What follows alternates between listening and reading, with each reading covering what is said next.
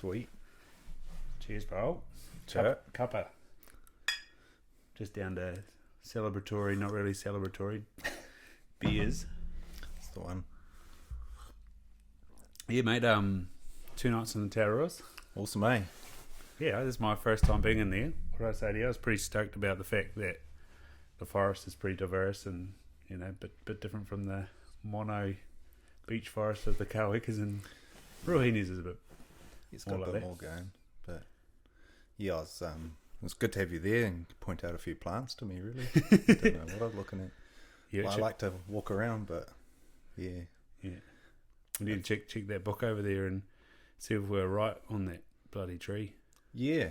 Yeah, no, it's definitely good spending that time out there and then, you know, being able to see the trees and stuff like that. So, you know, you come back and look them up and figure out what you're doing a bit more, immerse yourself in nature a bit more and stuff like that. So always good to pick up a bit more knowledge.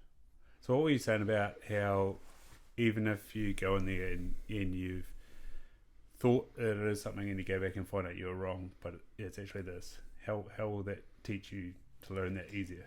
Yeah, so there's a lot of there's a bit of data going around that learning things and testing yourself and recalling it incorrectly still helps you learn, and it's actually more effective learning tool than just recognition. Yeah. So yeah, even if you sort of look at it and you go, I think it's it's a matai or something like that, and you come back and you're like, oh no, completely wrong. You'll remember that better, so you'll, for the next time, it'll stick with you, and yeah, it's a more effective learning process, essentially. Yeah. Essentially, right. So we after we finish our cuppa and our yarn, we'll have to check in and see. Find out. Was it a matai tree with red berries, or a meadow, or were we just completely wrong? Yeah. Was I completely wrong? Who knows? Still learning. Yeah, bro. Yeah, it's good. So, like, what sort of drives you to get knowledge of the forest?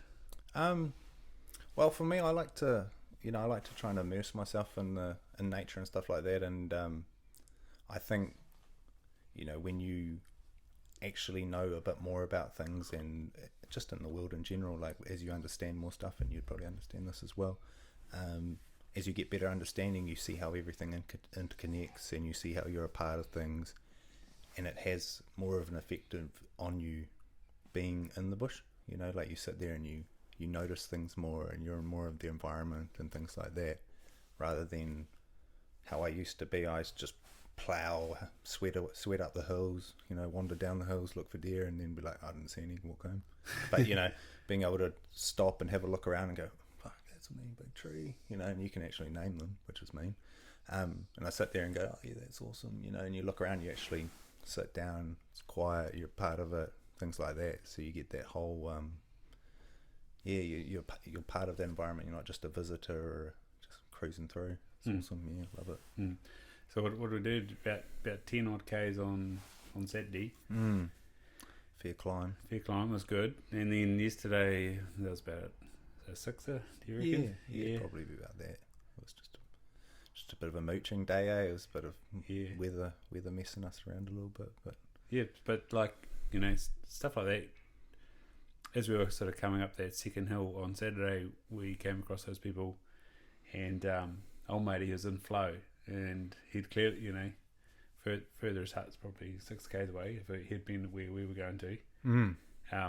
Yeah, how do you sort of feel about that, just trudging along the track, especially when you're climbing or even descending, concentrating on what you're doing, looking around?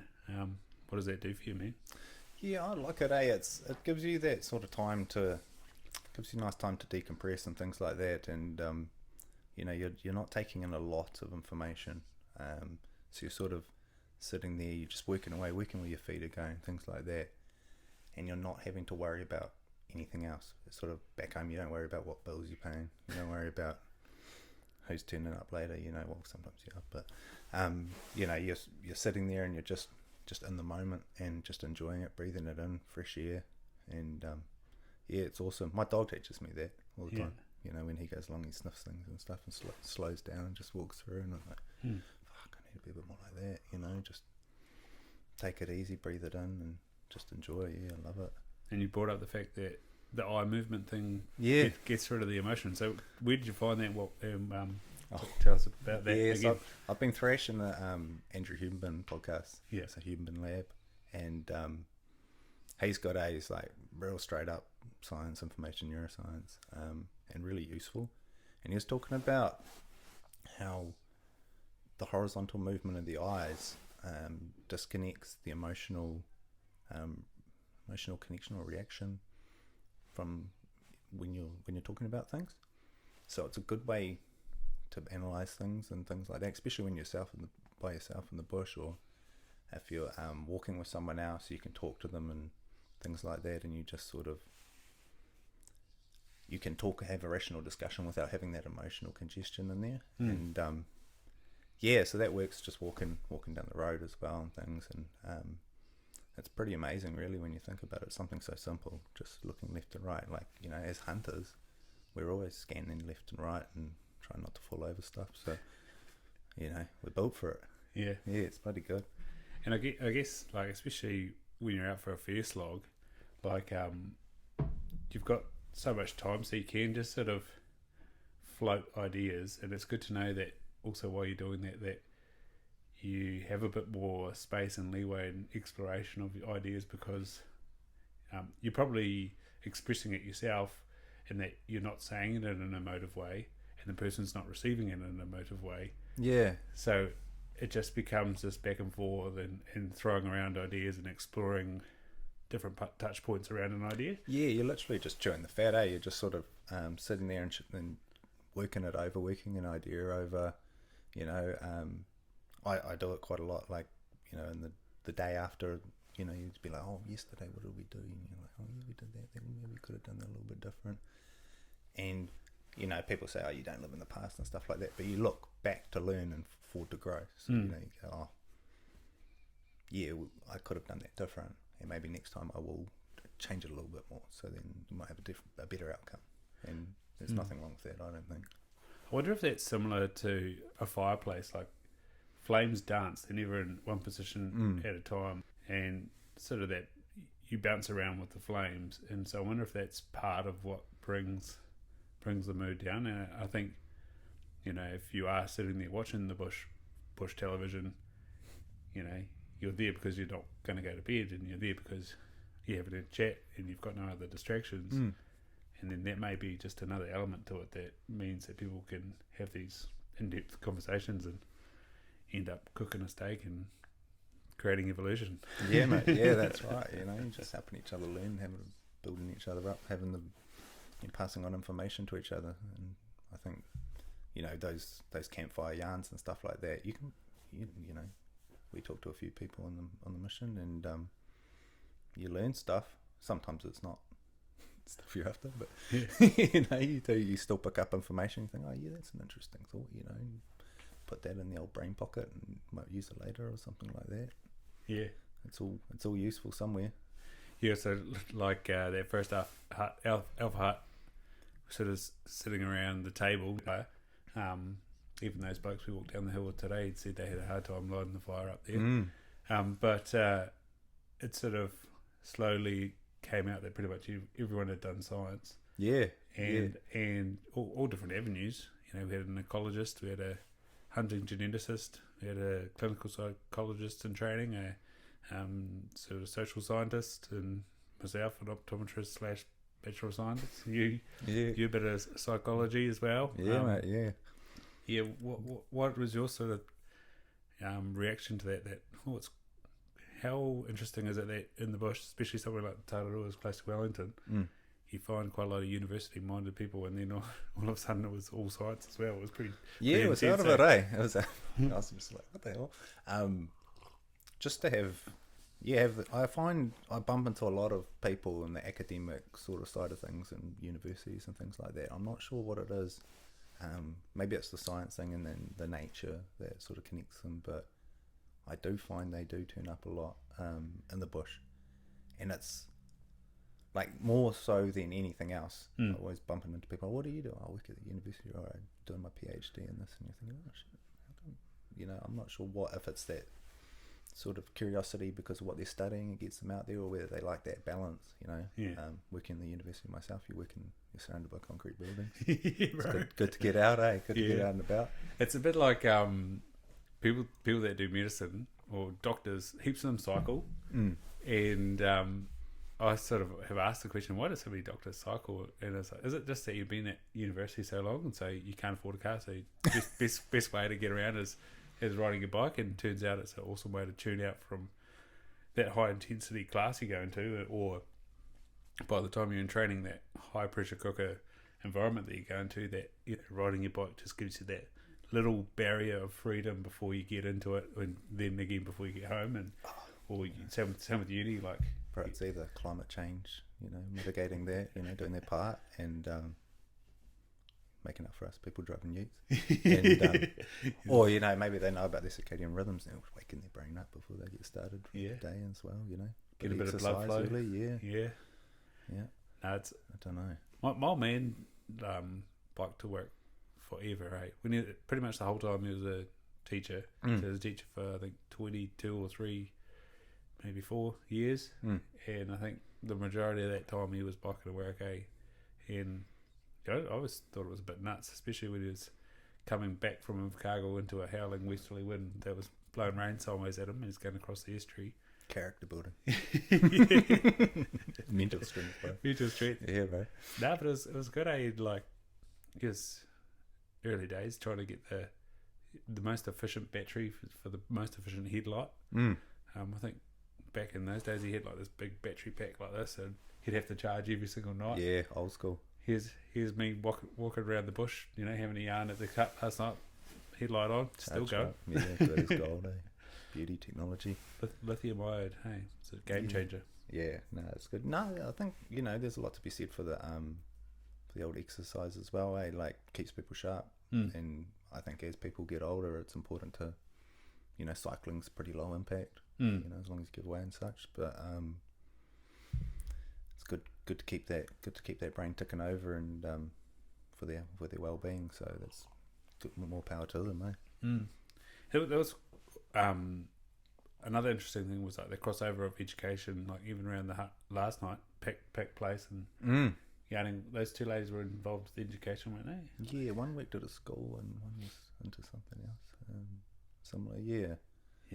They had some interesting points, about cell phones and stuff, cell phone use. Yeah, terrible. Yeah, that was pretty classic. Yeah, the one of them said, you know, they put the memo out to the students like, hey, not allowed to bring your phones to school, and most people being like, oh yeah, that makes sense. And then 1 or 2 people pop up, you can't legally do that. No, hands are tied.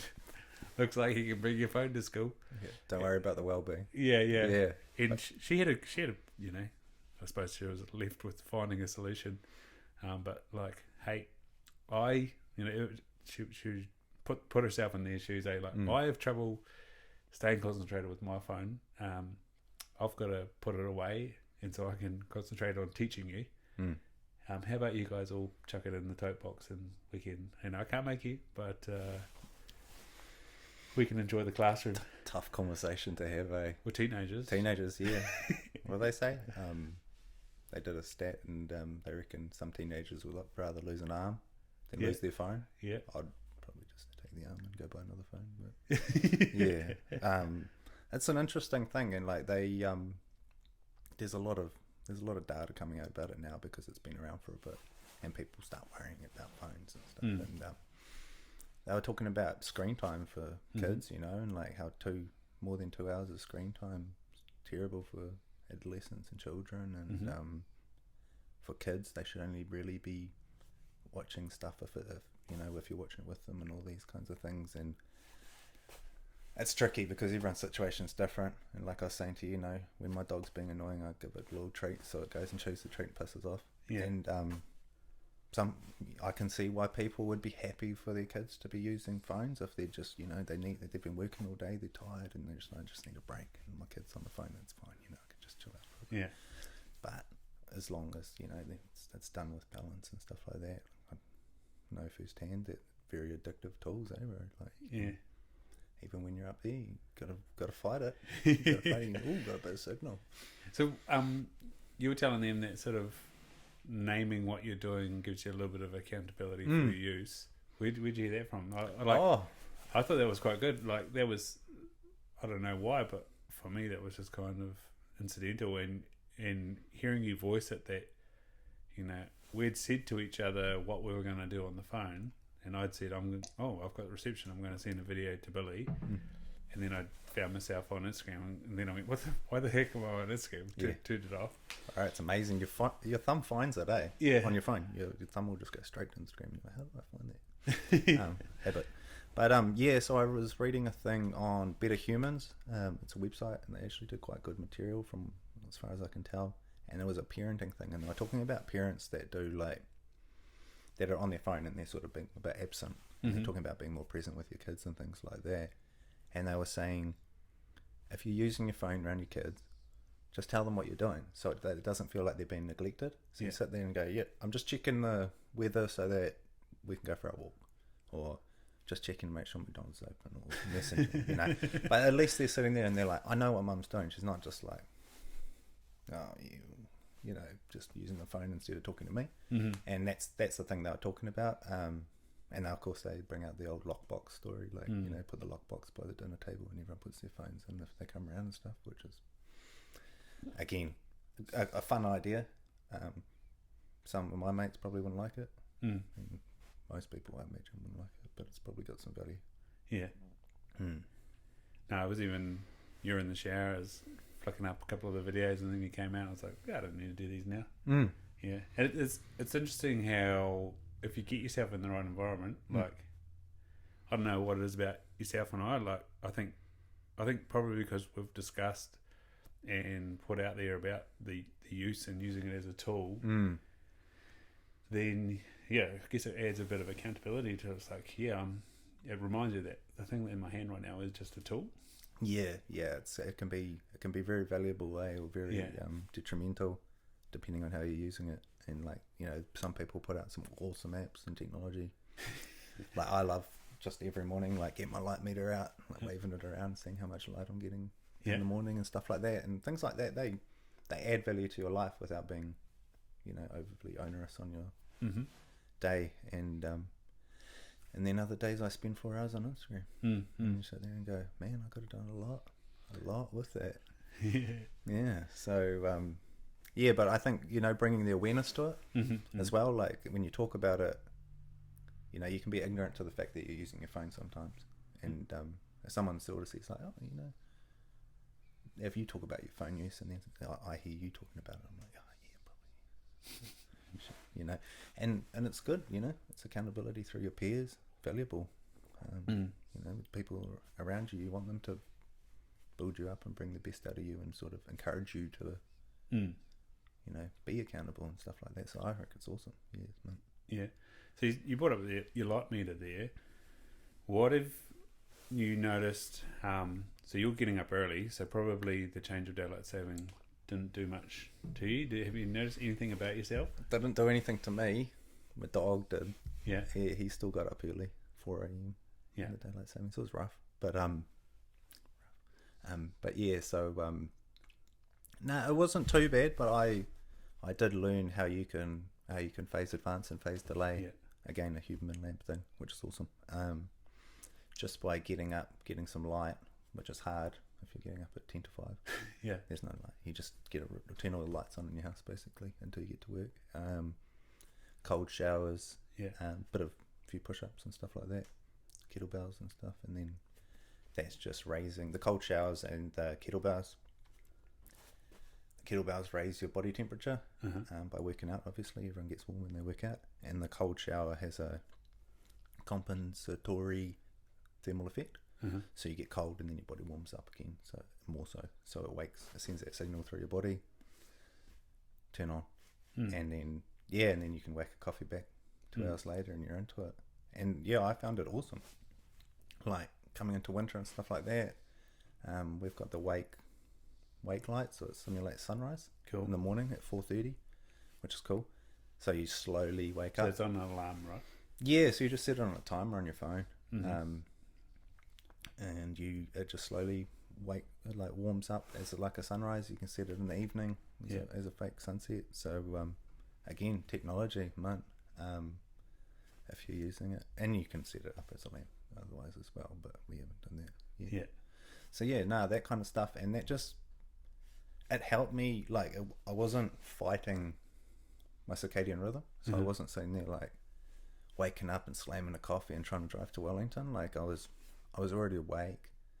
I would drive there and I'd be far more alert. I wasn't drinking as much coffee. Yeah. Which is probably you don't want to be going too hard on it. It's awesome, but having a few and having it later, so you can naturally wake up and things like that, get all the adenosine out of your system and things like that. Yeah, I mean it's a few minor things like cold showers in the morning isn't a great thing, but you only do it for 3 minutes. Good for the mental challenge as well. Doing something in the morning, you're like, oh well, straight away. Yeah, man, that's done. Like, what's next? And you take the dog for a walk, out and about, and then you're into it. Yeah. So you said about adenosine there. It's been a long time since I've sort of heard about that. That's what's building up over the day to help you become sleepy. Is that correct? Yeah, that's the neurotransmitter that builds up to make you feel sleepy. That sort of makes you want to take a sleep. And so why is this? So did you say that 90 minutes, 2 hours before you have the coffee? What did you say that the coffee binds to something? Yeah, I think the caffeine binds to the adenosine receptors, which basically blocks you from feeling sleepy. Blocks that transmission, I believe. But it's important for when all the cortisol and adenosine's getting pushed through in the morning to get that out, to get it processed, I think, and the caffeine stops it. So I think the whole idea is... So is it delaying a little bit of effect, and so you have a sleepiness effect? Yeah, so you're not processing, it's not getting out of you, not getting through the system. So I think when you have the caffeine, it's blocking it up. So if you stop and let it go through the normal natural wake up cycle and then slam a coffee, you're better off, and you don't get that mid-morning lag. Yeah, which we're probably all familiar with a little bit sometimes. Yeah. Now, I found daylight saving this year weird, so I was with Billy's. I was a little bit like you with the dog. So I was at my mate's place, and their family friends were around, and so it was kind of like, oh, you could probably stay up late tonight. And she did. She had a good time. And so it meant that in the morning she had a inverted commas sleep in, but it was still quite early. But so we went out down the road to a cafe and went out on the beach and things like that, and I think that kind of helped. But because I still got up at an early time, I think that I ended up getting, you were saying about that compensatory thermal effect. I think I was getting a compensatory cortisol effect in the evenings. So by the time I got to, perfect world 9 o'clock, but more like 10 o'clock, I was back awake and up and alert again. Yeah. It was kind of like my body was trying to get me over the line. So then when I was going to bed, I was having real trouble falling asleep, and so I've sort of been up the whack over the last few weeks and not getting to bed till midnight, and that was the case this weekend. And it was funny walking up the hill, just being from that lack of sleep, having a terrible day on Friday, and getting up early again on Saturday and going up the hill, and just the heart rate just kept jacking up. It's like, oh, this is not good.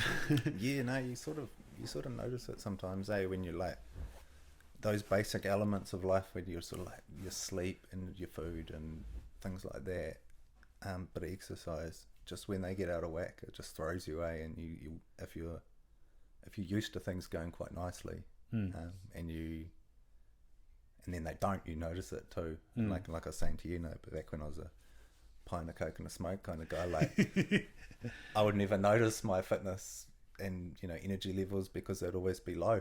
So I'd always be like feeling terrible anyway, and you couldn't get much worse. Running on adrenaline and testosterone. Just straight ego and competition with my mates. Just nothing else. No good. No, I'll probably do myself a little bit of a disservice, because I did sort of start shocking the body the end of last week, as I said to you. Finally got around to doing some CrossFit again, and 2 sessions of that was pretty gnarly. I gave blood on Wednesday as well. I've done a lot of dumb things this last week. Been on the wars, mate. I've done a lot of dumb things this last week, so I was no surprise the old nervous system going up that hill was like, do you mind? Yeah. And you watch, you'll take a day off tomorrow and get the flu or something, no? Oh, no, I think... Don't got time for that. Yeah, no, I've done the whole accountability thing, eh? It was, 105 for 3 sessions a week or 115 unlimited. I was like, oh, I'll go unlimited. Yeah. It's 2 months, Yeah, indeed. 2 months to take off, so yeah. And you're right, you do take a break and then you end up with the flu. Yeah, no, yeah, when you ease off. It's always the way the old adrenal glands or whatever it is stop secreting. And sick on holiday. Which is probably, like, had I had this weekend off, that probably would have been the case, because like when I showed up here on Friday night, I was a bit bloody sinusy. We'd done some inversions and skipping. If anyone knows about them, they get the lymphatics moving, and so it was good to climb some hills and get some altitude and clear the old sinuses out. Yeah. Get a blowout, hey.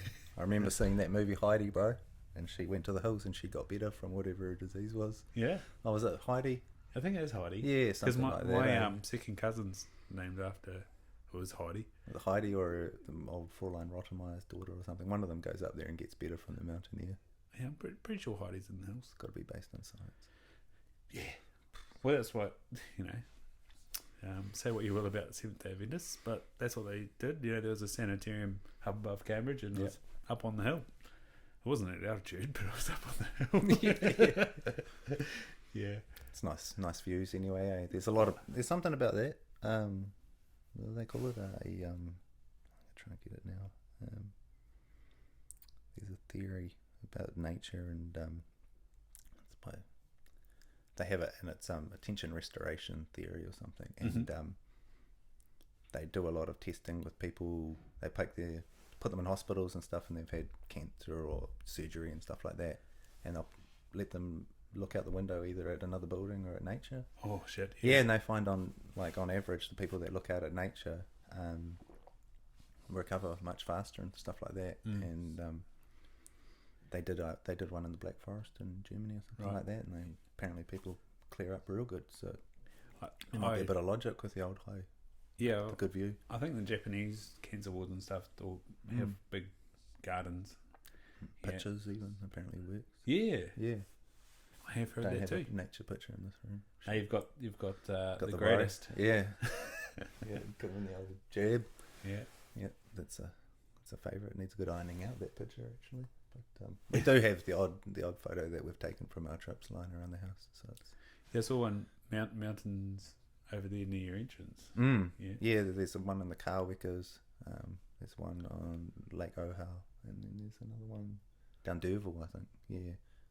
That sounds like. Yeah. So I just take photos on the phone and then jump online and find just the Canvas Prints place that's got a special on, $20. Boom, done.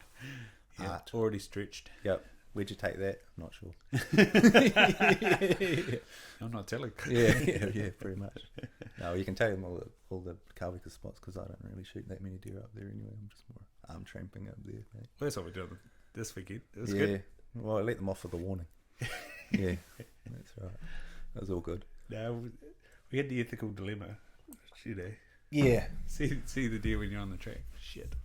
Yeah, when you know there's trampers coming up behind you and stuff, there's lots of safety involved, and I think we made the right decision.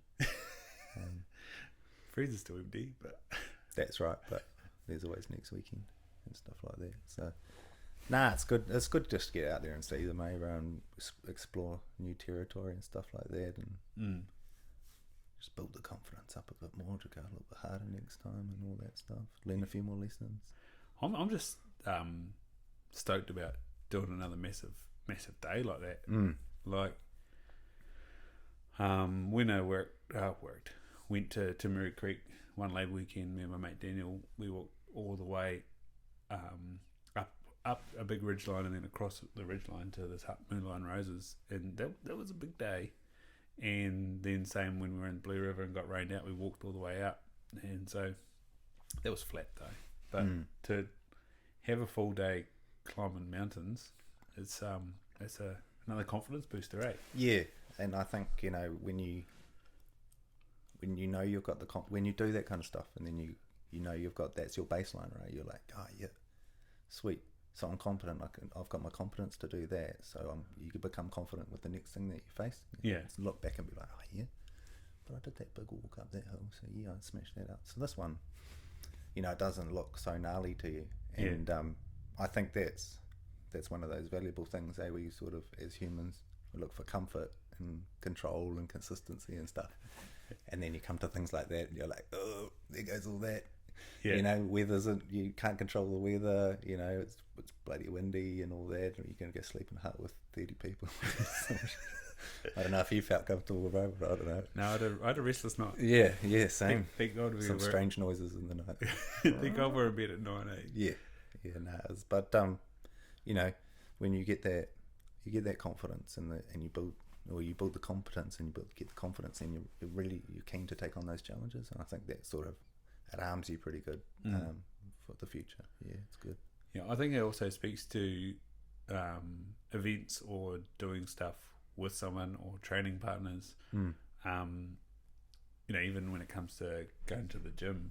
My last year of uni, our flat was pretty not competitive, but we were all pushing, and so we're all there for those reps. We're all sort of trying to, you know, make sure you finish your set, you know, all those cliches, finish your set, all that bravado stuff. Bonus reps. Yeah, but super set. Get out. Yeah, you know, but it was at the same time, it's a very effective tool, and we spoke about accountability before. Having someone there beside you to push you through is awesome. And so, like that second lot of hills, you know, I was walking up and I was like, oh, the old bitch is coming out right now. But yeah, I was able to keep going. Whereas, if you're by yourself, you pull up for a bit, have a nap, big nap. If you're by yourself and you do that, and you know that you're at the halfway, we'll get to the halfway point too. But at the halfway point, and you're sort of, you know, you can't go back. You've got to go forward, but you are only left with yourself. Whereas if you're with somebody else, you can bounce ideas off. You can equally say, yeah, this is a bit tough, but we'll make it to the next spot, or we'll have a break, or there's this, you know, we had that slip to go have a geeze at, you know, it's not too far away. And then next minute you're up on the tops and you're like, well, this is bloody fantastic. Yeah, well, positive mindset, eh? And like if someone's got one, you know, I used to always say to Rebecca, it's like, you pack 2 good attitudes for when you lose the first one. You're like, the next one, mate, you were into it. But, you know, and again, if someone starts getting negative, like, you got to nip that in the bud pretty quick. Yeah. There and everywhere. It's like we're saying, hey, misery loves company sometimes. Oh, yeah. Drag you down, man. And someone else is like, maybe we should go back down. Yeah. And that puts that little seed in your head, and you're like, no. And then in your head, you're like, maybe we should. Maybe it is too far. Cone is just back there. Yeah, maybe that river wasn't too cold. Yeah. We can take our boots off again, man. It's good. Yeah. It won't be that embarrassing. Everyone else sees us coming back. Yeah. Well, no one saw us go out, so that's right. Yeah, just us. You have to live with it. Just live with it. Terrible. Would you go? Oh, we were gonna go there. Yeah, you're back early. Yeah, I bitched out. Yeah, I sacked it. Yeah, no good. Yeah, can't do that unless it's unsafe. Yeah, you must say that. You know your own ability, like we're saying. Yeah, you know, being self-aware and stuff. Two stories from the weekend of like people going, ooh, pushing the boundaries there. Yeah, like World Cup coming down and people going up and walking a very long way, and the hours didn't quite stack up, and then the other 2 blokes we were walking out with said, oh yeah, we had one of those people too. Yeah, I don't know what it is, It's like the long weekend gig or something like that. Like people just school holidays. Yeah, they set the goal, got to achieve it.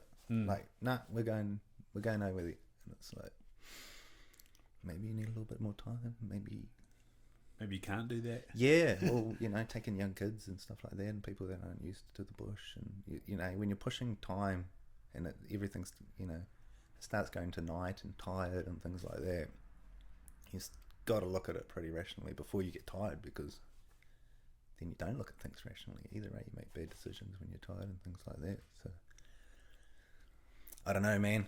Yeah, I feel like we were pretty safe. As long as you know, they sort of, hopefully, they enjoyed themselves and learnt from the experience. But Yeah. I don't like to see it myself. I No. sit there, especially with kids, because I think it's good. Like we saw a lot of kids having a good time, and people being real responsible with their kids and stuff like that. But you don't want to leave that bad taste in the mouth because you want the bush to be a good experience for kids. You want them to look forward to it, and things like that, because it's a valuable thing, especially bringing that balance back with technology and things all being so prevalent, playing on PlayStations and stuff like that. I did it when I was young. Wish I went to the bush more. But if you take a kid and slog them up a massive hill, they're probably not want to go next time. Yeah, and that was probably like that when we were sitting up having lunch on that first day, and we saw that parents and the daughter and sort of looking at things, and she pulled rank, which I sort of said, I'd love for that to be a normal thing for Billy, so that she doesn't be like, right, mum and dad, we're going home. Yeah. But then on the flip side, it's like, well, if you want someone to have a good time with it, you've got to sort of find that fine line between pushing them their comfort zone and making sure that they still enjoy it. Enjoyment and endurance. Hey? Oh, nice. Yeah. It's got to be a fine line. You start off letting people enjoy it, and then bring out the endurance later. Yeah, it's it is important. Like, you do need to probably keep it challenging, because a little bit of challenge makes things interesting. You get good feedback, make the peak. You sit there and go, wow, look, that's awesome. Like, aren't you proud you did that? But also you don't want to drag them around the whole Tairua. So, that's I think, and I mean, parents know their kids. Yeah. So it's up to them. And that lady was telling me her 5-year-old, they just talk to the other kids, and they play riddles and stuff like that, and just point out things and stuff like that. Just keep the interest up. So was that the youngest at that? Yeah, I think he was 5, and he did. I'm pretty impressed. That's pretty good, man. For me, like bouncing around the Taururas when you're 5. Yeah, it's good. Because they obviously climbed the hill, right? Yeah, so they were over at Tortora Flats, and then they come up over the saddle, which is a decent hill for a 5-year-old. We walked down it and up it, and obviously they're going to do that to go home as well. So for a kid to do even a couple of days in the bush, and I find it pretty impressive, because there's a lot of things that kids might like to be doing. It's not in the bush, but she actually said that her 5-year-old said it was calming. Yeah, that was awesome, mate. Yeah, I was like, wow, little Zen dude, like just chill. Yeah, I was like, wow, that's awesome. That whole, you can take it in and just be calm. I think that's pretty cool. Yeah, especially these days. It would have been fascinating had we got a deer last night. One, had like the reaction, but two, what sort of follow-up questions those kids would have had. But they always want to poke its eyes, eh? What's with kids and poking things' eyes? Yeah, so when I went on the NZDA hunt last year to Wanganui, on the first night we went sort of on a scout, and we got back to because it's farmhouse basically, got back to the yard, and there was Bunny there, and I did the thing, got off the bike and shot it with my bow. Yeah. And yeah, they were like, so we did gutted it, but then we just kind of did like dissection of it, and they were like, oh, what's that part? I said, oh, that's kidneys, and it's like you say about Rebecca. I'm just gonna turn this deer into meat. Don't look, and it is interesting how fast deer does turn into meat, or rabbit turns into meat. But it would have been fascinating what other questions they had, because I did sort of observe them flicking through the hunting magazines that were in the hut. And they were like, "Well, bag's that one." Bag's that deer. That's my deer. I heard that too. I was cracking up. Dibs on that one. And I was like, I mean, it's good. I think it's good for them to, to have that curiosity, and but still maintain that respect for animals and things like that. You don't want them to be chop its head off, and but it's good for them to learn as well. It's beneficial to see the reality of things. You don't want to hide them from everything, and still learn sort of animal ethics and things like that. You don't get to be a little crazy person, chop it up into little bits or something. But to see how you gut a rabbit and things like that, that's very normal in most societies. People shoot rabbits and cook them up. So I think it's awesome. You know, it's more experience for them. Yeah. Good. Well, it was pretty bizarre having 2 rifles in a hut of 30 people though. Yeah, and people were pretty receptive these days. Actually, I was thinking about it. I've stayed in some other huts and had some pretty strange questions. You know, you know, it's getting strange when you get like you're up to like your 10th question about hunting. Like, oh, do you feel sorry for the deer?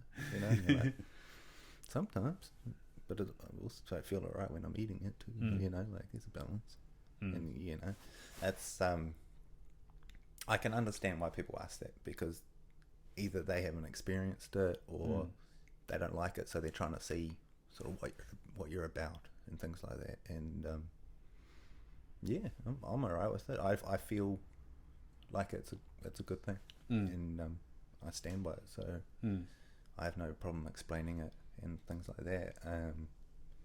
Yeah, if you're shooting deer and cutting its head off and then leaving it on the hill, maybe, you know, it's you know, situation dependent. I know it's pretty much what you have to do when you go hunt wops and stuff like that sometimes, but yeah, I think people are used to hunters now, and the fact that they see more of them, and the more hunters that condone themselves well, which is probably the majority, makes it more normal, and people are happy to get along. You know, you used to read in hunt books, stinky old hunters used to come and stayed with us and stuff like that. I don't think it's like that anymore. Everyone smells in the hut anyway. Can't read this morning. especially that spot that we were at. It's like you've either gone 9 or 10 k's up a river through some bush and mud, or you've come over a hill. Yeah, and if you haven't sweated, you're a beast, because you're obviously very, very fit and you should have gone further. Yeah. And it's funny, like you talk about the consciousness of holding yourself well. When we met those 2 ladies on the track, we're sort of yarning to them. I'd done the first step. I'd taken the bolt out and taken the magazine out, but then I was still standing there with my face mask on. I was like, oh, yeah, bandit, eh? Bandit. The old camo bandit. I was like, oh god. I was like, sorry. Like, made sure I just like whipped out a massive smile on my face and I pulled it down. Yeah. I was like, oh. Show the human side. Yeah. No, it's good, and I think like they were like, you know, I'll have a good hunt. You know, I'm happy for you. I think they know that you're out there enjoying nature. You know, you're doing something different, but you're out there. You have that common ground, because you're like, well, we like being out here. Yeah. You obviously like being out here, and you know that you can talk to them about that and say, oh yeah, we're going to go out in the morning. And they're like, oh yeah, no, that's cool, and they're aware of it. You know, like you're sharing the place. It doesn't have to be combative. Yeah. And I think it's smart. It's cool. Yeah. No. And it's those 2 had a not good, that's the wrong word, but they had some sort of foundational connection, or you know, at arm's length. So yeah. I think everyone sort of knows someone who goes hunting or does something like that. It's probably pretty uncommon not to. Yeah. And especially if you're into that kind of thing, like into the outdoors and things like that, like farmers and stuff like that, they're going to know people and things like that. So we're not far removed from everyone else in New Zealand. So it turned out, you know, we're sitting outside eating our dinner, and old mate knew her granddad or something, and and then the Tekapo story, that wouldn't be hard though. Yeah. Nah. So do you do? So I was on Tekapo? Yeah, of course. Yeah. So they're all chummy and stuff, which is it's cool. It's, you know, interesting to meet people in the bush sometimes. Yeah. What was also cool about that, sort of sitting outside, you know, while the chaos was going on inside the hut, getting kids fed and stories read and all that sort of stuff, mate, and off to bed. The essentials. Yeah, it was like clockwork. They did bloody well. I was inspired, but it's not their first time, eh? Yeah, no. I'd love to see the first time. Better you than me. Yeah, but like, what do we have? A couple of people from Wally, one from, you know, coastal wild upper. Yeah, Tora. Yeah, yourself. You know, I'm from Southland, living in Hawke's Bay, and diverse array of backgrounds. Just having this really broad conversation. You know, you started talking about that customer interaction for you customers, students and lecturers, and you know, setting up systems so that they can work well for people, and then ended up having this big conversation about a rural fire service, and then they were talking about, training farming people and, tertiary institutions for that, or technical institutions for that, and just the sort of branches of the conversation were quite fascinating, and it was not necessarily anyone's specific specialty, but they each chipped in with their ideas and things. And again, I don't know, maybe there was no fires, there was no walking, but it was just real chilled. I think, once you've walked yourself out for a day, you're usually pretty relaxed and you don't have it in you to have an argument. Yeah. Well, especially when you've got to share your heart. Yeah, exactly. Yeah, no, it's good. And I think, it's always, like we're talking about with my work, is we do human-centered design. And you're always trying to get different people's perspectives, because despite how close we think we work with people and how closely we interact with people, we all see things slightly different. So getting that perspective helps you see the problem or the issue or the opportunity a little bit better. And I think that's exactly what's happening there. We're all just pulling.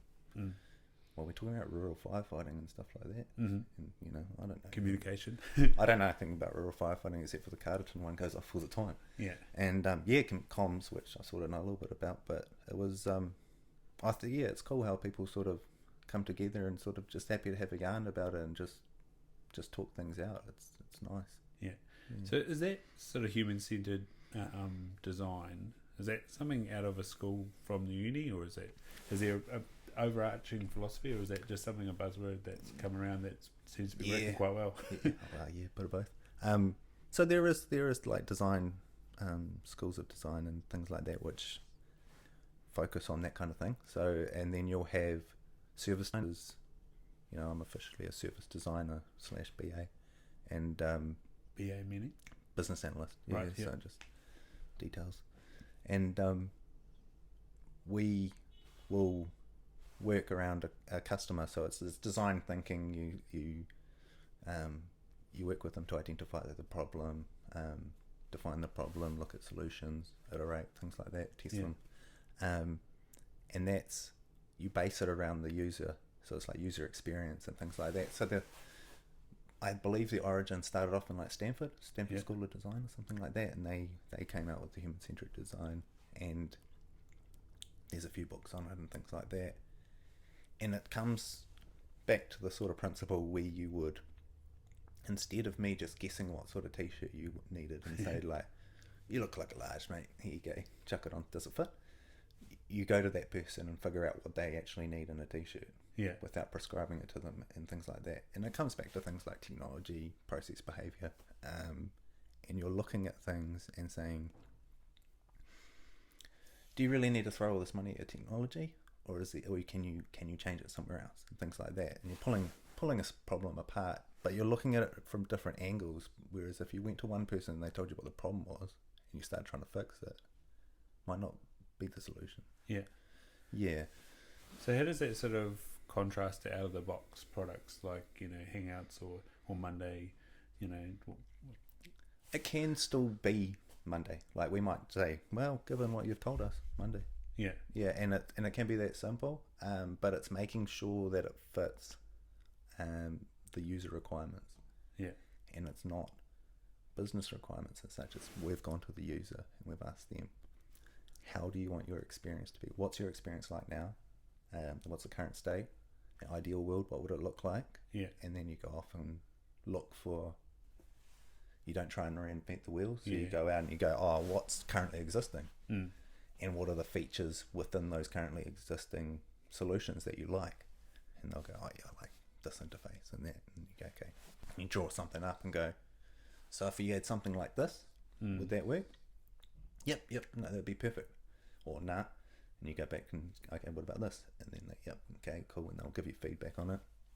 And then you'll draw up some recommendations to the sponsor who's trying to solve the problem. And you'll say, we recommend something that does this, and this. And then you can go to market and do an RFP or something like that and go out and have a look at what exists. RFP? Or a request for a proposal. Okay. Yeah, it's like the project management sort of takes over at that point. Yeah. And they will go out and ask people what they have, and then look at what matches the requirements of the user. Yeah. Rather than, you get a vendor come in and go, do you want this new thing? Yeah. And you're like, oh man, that's cool, that's shiny ass. Like, give us that. Yeah. And usually you get a better user experience, which means people are more likely to buy in, start using it, and you get a better result. Yeah. There'll be a financial power for that though, right? Yeah. Yeah. Yeah, so it always comes down to bottom dollar. Yeah. And our job usually is to maintain those user requirements and keep communicating them to ensure that they don't fade off into the distance when you're implementing things, so that the people's voices still get heard. Yeah. Challenging sometimes, and it's hard because you're part of a business, so you can see how it works both ways as well. So trying to find that balance is. So like, is that often coming from a pain point? Yeah. So we when we do our workshops and things like that, we'll actually get people to put up their pain points. Yeah. And I often joke it's like group therapy for businesses, because people like to be heard, right? You want your perspectives heard, and sometimes they don't feel like they have had their perspectives heard, so they get to put it up, and you get them to write it on a post-it, and some people call it death by post-it note, and they'll slam it up, but you've got to make them speak to it, right? So you take ownership over it, and then you're expressing it, and people actually get to speak it out and say it, and often they've not told people those things, and translated that into a lot of things. You can see how, like I was saying to you, like with project management and things like that, it translates quite efficiently into personal lives as well, if you were to able to do that, and you pull things apart and things like that. Well, that's what psychologists and things obviously do sometimes, but getting people to look at things and go, what's your current state? Ideally, where would you like to be? Yeah. Let's figure out some ways to do it. I think there's a lot of value in those sort of methodologies that businesses use that can be quite easily adapted to personal development and optimization, things like that. Yeah. So with the departments at the uni, what sort of size are you having a workshop with? Is it like the whole school comes along, or just no. You get overrun. Yeah. The traditional design sprint, as they would prescribe it, and the best practice online and in the industries that started it up, is about 7. Yeah. You get the right people in. Odd number for a reason. Yeah, you probably don't, because if you're going to make a decision, you've got to have someone overriding it. But you would usually have a designated decision maker, the product owner or the sponsor or whoever's. You decide that at the start. We run larger ones because of the university, because we've got all these different business units and stakeholders and things like that, and you've got to get them on board. So you might need to get disability services, you might need to get student association, then you have to get someone from the schools, you get an academic, and the rest. Yeah. And trying to track down those people and convince them that to spend some time in a room with some people that are going to tell them things that might not like to hear. Yeah. It's not always easy, but we do it. We do good morning teas. Yeah. What's on the menu, mate? Bro, Tim Tams all day. Yeah. Yeah. Usually put on a couple of kegs over the weeks and running workshops. Yeah. It's the cortisol, bro. You can just stack it on. High pressure environment. Sugar for morning tea and afternoon tea. Yeah, we try and balance it now to suit everyone's diets. And I'll be the annoying gluten-free person. Yeah, bro. Yeah, we do the old nut trio and stuff like that. Nice, it's not too shabby. Yeah, I was disappointed with Blood Bank the other day. No gluten-free tray. Just a lollipop or something. Yeah, I had a fruit burst. Oh, yeah. Yeah. Nice. Yeah, they're good. Yeah, they don't have the purple though. I was like, come on. Yeah. They're gone. No, they're around. Around. No, there was I think I had a lime. Refreshing. Yeah, it was not bad. Lime milkshakes, man. McDonald's, my favourite. Yeah, bloody good. Probably full of sugar, eh? I'd say so. Yeah. But if you're driving around, not a hunting out the long neck milkshake. No, I'm not really. I like tracking down the old tip top rolled ice cream though, eh? Yeah, I prefer one of those all the time over the old Magnum or something. Yeah, that's where Something about it. South Island's handy. The old Four Square, not Four Square. They're everywhere. Mm. Night and Day dairies. They usually offer a good ice cream. Yeah, there's Yeah. a couple around here since we've moved over. I've tried a couple. Ice cream shops. Yeah, fully disappointed. Not because of size or Yeah. Well, Taupo, we used to have a place in Paitaki shopping centre, and it was the biggest ice creams in town, and they were decent. yeah. And I thought when I was a kid, like that was a thing, like you could go around and figure out in each town who had the biggest ice creams, like that advertised. Nah, terrible. So as an adult, I just go around and try them. The South African store here actually does real deadly real fruit ice creams, which is mint because people skimping on those these days with the fruit. Yeah. You get little pints of fruit in your ice cream. Bro, don't do that. Yeah, shout out to the country provider at Punnet in Tamahiri near Hamilton. They do a good real fruit ice cream. Bro. Strawberries and blueberries. You know it's good. Yeah, hot day, you can't go wrong. Someone track one of those down. Even on a cold day, mate. It's outstanding. Yeah, good stuff. And over on the cafe as well, they do a good avocado. I always get real disappointed when I see avocado on the menu and I'm out for dinner. So I'm like, I want that, just not right at 7 p.m. Thanks. Yeah, you're not a late caffeine man, hey? So, I'd risk it, eh? You'd risk it? Yeah, special treat. Sit there looking at the roof for an extra hour. Yeah. It must be time for some meditation or Yeah. something. Yeah, get into that. Do what I was doing last night, just lots of nasal breath, trying to get that out breath going and going and going. Yeah, same. It worked, sort of. I think I did fall asleep, but... Yeah, I was focusing on a bit of breathing, but there was a lot of sleeping bag rustle going on and a few bottom burps and stuff. I was like, come on, guys. As I said, the mid-morning, so you said you sort of sat up and rejigged the pillow about 2. Yeah. So it was somewhere between 2 and 6. Someone must have got too hot and had the sling bag over top of them and let one rip onto the mat. Amateur. And it was a good one. It was a ball. Yeah, I would have thought, I've been holding on to this for 3 hours. Everyone would be asleep. Yeah. Nah, not us, mate. Yeah, you've probably got about half this bloody hut awake. Yeah. or in various phases of not quite asleep. Yeah, no, I definitely had a better sleep the night before. I don't know if it's because we walked a bit further too, keen just to cag out and go to sleep, but there it was hot and sleeping up on the top with everyone real close to you and stuff, and wasn't the ticket.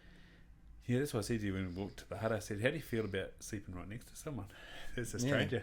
Yeah, strangers, it's a bit strange, eh? Yeah, but it was, and then the guy next to me top and tail too, which was always high case. It's like, bro, I don't want your feet, you don't want my feet. Yeah, I was like, surely our heads smell better than our feet, bro. Didn't want to wake up gazing like face to face, did he? Yeah, like,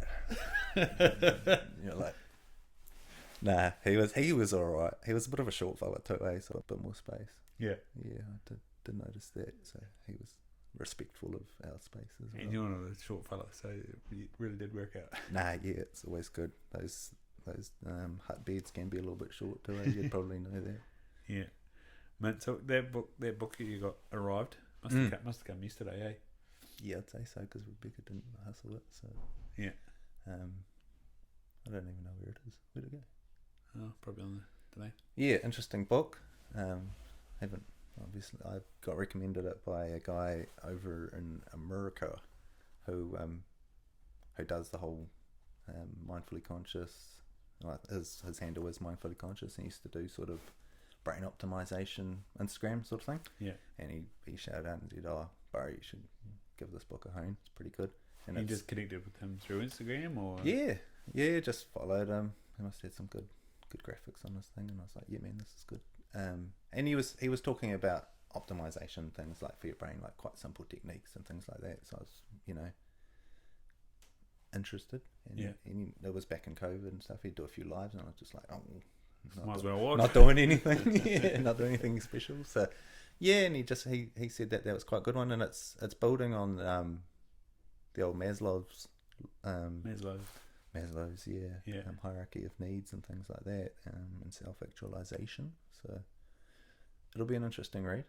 Yeah, I think. I don't know too much about it, but always keen to pick up a little bit of knowledge. so it's just read the book. No sort of premise or anything going on. Nah, try and minimize expectation. Yeah, that's what you're saying about movies, eh? Yeah, it's terrible. You gotta be careful. You sit there and think it's going to be like, don't tell me about this movie, because if someone says, or even walks, people say, it's an easy walk up there, and you're like, yep, sweet, and then you find out they're a goat, and you're like, bro, that sucked, and you hate it. Like old mate running over to Cone. Did he just go to the top, or did he go to the hut? Yeah, I had to ask him, mate. He said he went to the hut, so he was moving. That was fast. Yeah, I was impressed. We were walking in talking about, I thought the ultra runners run up hills, and then someone told me they don't. And then messed with my mind for years. And then so you realise that you do a brisk walk up the hill, or run the bit you can run and walk the bit you can't. And then old mates, this weapon comes trotting up the hill, and I was like, bro, you shattered my ideas again. Yeah, now I don't know what's true again, so I'm gonna have to go and watch an ultra. Go stand at the biggest hill. Yeah, and see who runs up it. Go watch the Kepler Challenge. That's up and back. Yeah, see if they run up the hill. I think they do. I'd feel lazy, because then it would be the odd story. Someone would go, why don't you do it? And then I'd be like, don't challenge, confront me. What's his name? Ferret Man. What did he do the other day? Biked up the Remarkables, went for a jog around the hills, biked down again. I think he was running up the mountain. Ask him. Yeah. Say, Ferret Man, do you run up the hill? People are built of certain stuff, some people different stuff. And Evans and his mates, they raced at the top of Roy's Peak in under an hour. So I'm thinking, how high is that? It's decent, eh? It's where everyone takes Instagrams from there. Yeah. I've never been there. So it's painful. I've done it twice, and it was painful both times. Can you drive to the top?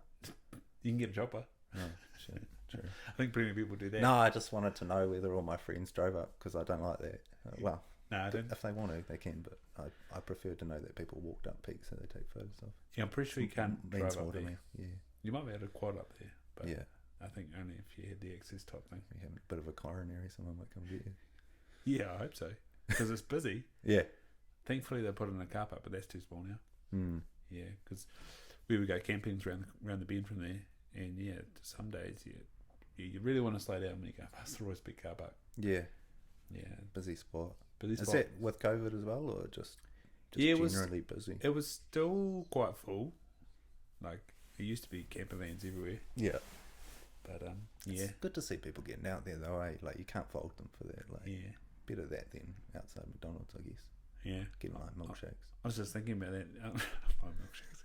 I'm at stat for New Zealand is that our car crashes were higher this year. Is that because more of us are hooning around our own country? It must be. It's turns out it's not the people driving, or not the people. We can't blame other people anymore. Can't blame other people anymore. So it turns out it's probably the roads and just. But I yeah. But take ownership for it. Yeah. Savage. That stink. But I don't know. It's hard to take the advice of an Aussie, because their country is so massive, so they just put a straight road. They must fall asleep a lot that way. Yeah, I don't know. Today. Wonder what their road problem's like. But they hate our roads. They're crap. I drive the Rimatakas 3 times a week. Yeah, it's alright. Yeah, what's the what do you encounter going over there? People doing interesting passing manoeuvres. It's the best one. Never good. Yeah. Some people are all good. They got it dialed, and you watch them and they pass you, and you're like, man, like this. It's not your first rodeo. You knew this rodeo. Yeah, you've been driving this for a while, and then other people just struggling. And I mean, I will put my hand up and say I've done a shitty pass the other day, and I was like, oh shit, sorry guys. Like, if I could apologise, I would. Just blink my hazards, like, oh, I did. Yeah. But being aware of the fact that you're making mistakes is good. Don't do it again. Yeah. Learn from it. There's a lot of traffic going over there, man. There's a lot of people from we leave at 5:45, and there's traffic all the way. Yeah. Banks up in the heart. But I think most people are pretty good going over there. Most people, they find their own speed. It's the problem, you don't look sideways, don't watch what other people are doing, don't worry about them. Yeah. You know, as soon as someone passes you, you don't have to chase them. Yeah. It's the male thing. Yeah. If there's a passing lane and you're holding a line of traffic up, you don't need to speed up. Yeah, please don't accelerate. Yeah. Because everyone with cruise control knows. Yes. Yeah. It's that's I've found myself using cruise control. That's frustrating erraticness. Because you're like, just stay. Yeah, I was approaching you. We got to a passing lane and suddenly we're sitting next to each other and you're not looking at me because it's weird. And, and now you're going to make me... Yeah, well, no, you didn't make me. But, you know, now I'm usually going to put my foot down and try and pass you. Yeah. Because you're not going to lag back, and you get to this weird standoff where you're like, we're being a bit dangerous here. Yeah. And who's gonna make the mature decision? So, you know, you got to make that call. But it's an interesting thing, eh? Like, I find it's always, well, it's not always, but, you know, quite often a couple of guys, you know, pulling alongside each other. You're not passing me. You're like, why not? You don't even know where I'm going. Yeah. It's always rough when you pass someone and they pull up beside you at the petrol station or whatever. You're like, oh, I didn't really get here much faster, did I? That's what happens at the bottom of the hill on the other side. Yeah. You pull up and the same people are there. Yes. Yeah. If you don't get a good run at the start, you don't worry about it. Yeah. Save on tyres and gas. And that's where my next point was going to be. Like you said earlier about, you know, saving the world, being conscious of our footprint, you know, taking the ute over there. But someone asked you in the hut last night about taking the train, but it's a bit sad that for two people that's not efficient. Yeah, bro. Well, it's I think it's $430 or something per person per month. It's a lot of money. Yeah. And especially if we're only going in 3 days a week. How long's the journey? Hour 20 to my work. So Taking it easy. You would have a sleep, eh? Yeah, have a wee nap at lunchtime, mate. And it's well, Rebecca will drive over in the morning. Yeah. And then I'll drive back in the Arvo, so we sort of share it, and it's easier on both of us. I tried driving it all for a week, and it smashed me. I was tired. Yeah. Not very useful after that. And you got to draw the line. And you know, obviously, if you're tired, you're not driving very safely and things like that as well. So, it's good. I don't mind it. You got to give something to get something, and you know, we get to live in this beautiful town and have the bush 20 minutes down the road. Yeah, I love it. And the river. Yeah, and the river, which is very cold at the moment. Yeah, it's good. Go jump in there. Yeah, what's your plan for jumping in the river? Oh, slowly work my way further up the river. So I'm working on weather dependent because it floods, but you know, gets pretty high flow, and you probably don't want to jump in it then. But just doing a bit of cold exposure this year. Last year I was doing like 2 forced runs, like I'd do in winter. So I'd like have to go for a run on 2 days, no matter what the weather.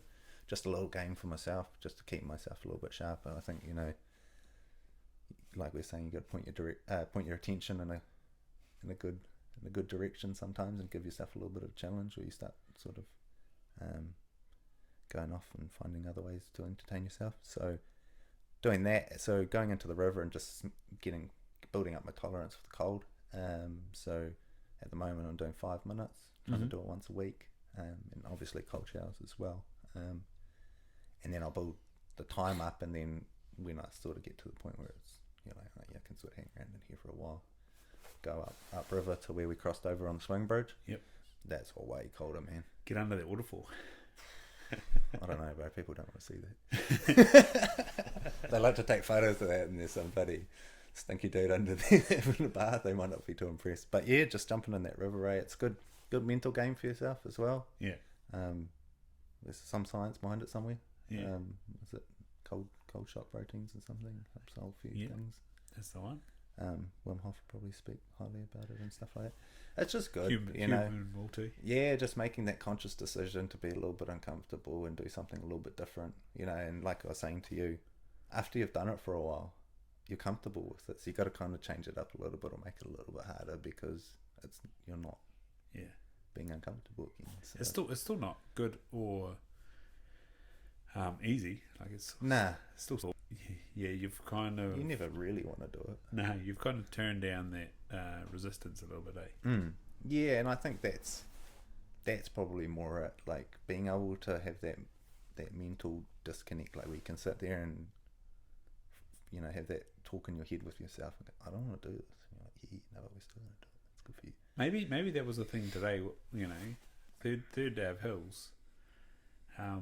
The mental disconnect might have been gone. Like, hey, you can, like we say, you can do this. So yeah, doesn't matter. It's just another hill now. Yeah, it is, and it's good like that. It's funny how the brain adapts. Like you just your new baseline. It's like I've just been doing it, and it's crazy how that can work when people go, oh, you ran 50 odd Ks. Yeah. And you're like, yeah, but to you it probably seems quite normal because you trained for it for a while. Well, maybe not the 50 Ks, but going for training runs and stuff like that. I'm off for another run. Everyone's like, God, I could never run that much. It's like, you could. It's hard. Yeah. I didn't used to. Yeah, exactly. Yeah, neither did I. God, how terrible. And yeah, but you can just slowly build it up, and it's that incremental stuff, and you don't notice it over time. So that's the whole thing. Go down to the river for a little bit, float around for a bit, and then jump out, and then next time do it for a little bit longer. It still feels the same, and you're getting more gain out of it. Yeah. Do we come up with the answer of why getting over halfway is so important? Like the analogy that we were talking about was the Revenant. It's fascinating me. Scott, if you're listening, don't enter me in it. I'm not ready for that sort of shit yet. Yeah. Or actually, Well, you're more ready than as we've just said in that last topic, maybe I am ready for it. No. Yeah. Like it seems that getting under halfway, you're not finishing, and I don't know jack shit about this, but it's just the observation. Getting over halfway, you're finishing. So when you're on that walk and you do get over halfway, it's like, well, if I turn back now, what did I do this for? Yeah, well, I reckon so. My theory was there's a lot of apprehension and stuff like that in that first half, like you sort of, if you don't know where you're going, there's a lot of what if and expectation, and you're running a lot of calculations in your head, like time and things like that, and it must sort of overwhelm the system a bit more. Yeah. And I think once you crack, like, because what do they do in the Revenant laps? Yeah. Stuff? Yeah, so once it's familiar. They've done 2 laps, 1 forward, 1 back. Yeah, so I wonder whether that sort of is like, oh, well, that's all there is to it, so what's next? I can box on it, so you don't have that unknown thing where you're sort of a little bit, you have that trepidation, I think. Maybe. Yeah, it's familiar. I don't know. Because when you walk out from the bush, it always seems a little bit easier unless you're under load. Yeah, I feel like you sort of, it's familiar, and the trip home in a car is sort of... Well, that last hill going down today, I was like, I don't remember any of this. No. Like that gigantic Remy tree, I was like, how did I miss that? I love those trees. There was a big rider dropping down it. I was like, and then we walked a little bit further, and it was near vertical. I was like, oh, now I know why I didn't notice that tree. Yeah, looking at the ground, sheaths of sweat. Yeah. Nah, it's good. It's good for you. Oh, no, definitely. Yeah. Nah, it's good. I mean, at least you're noticing those things too, eh? It's quite nice to... It's nice to stop and have a look around sometimes as well. Like I said at the start, we often run past, you're keen to get up to the tops, see some deer. And it's nice stopping, and you would notice different things that I usually wouldn't notice, because you obviously more attuned to different things than I am, and it's cool because you bring attention to them, and now I'll notice them next time, and that's it's just, it adds more value to the experience. More not complete. Yeah, I guess more complete, more parts to the experience. Yeah, enriched. Yeah, and I think the more you understand something, the more you enjoy it. And there's that knowledge scaffolding as well, right? You got to have that base level of whatever it is to understand. You got to learn addition, so you can do calculus and stuff like that. So you got to have a bit of an understanding to build on it, and then work out how other stuff works in there, and then. You got to keep doing 6th form maths to then go and do calc, stats, and physics in 7th form. Yeah, mate. Yeah. Even chemistry, I think we were doing some maths. Yeah, I'd say so. Not my cup of tea. Got to do some stats next try. It'd be terrible.